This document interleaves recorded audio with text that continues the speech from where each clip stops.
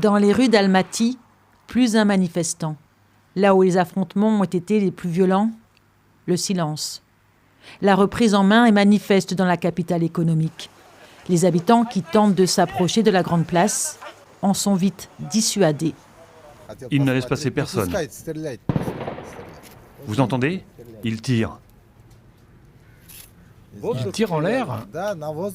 Oui, ils tirent en l'air. C'est un avertissement, ils nous disent « va-t'en ».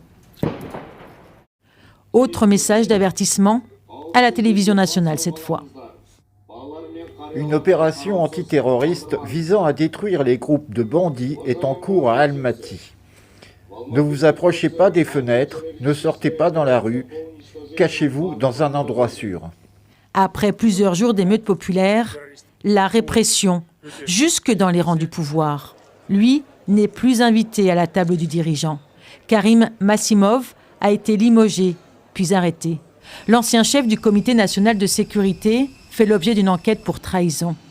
Le président Tokayev l'a dit et redit, il n'y aura pas de solution pacifique, peu importe les appels de l'étranger. Quelle absurdité!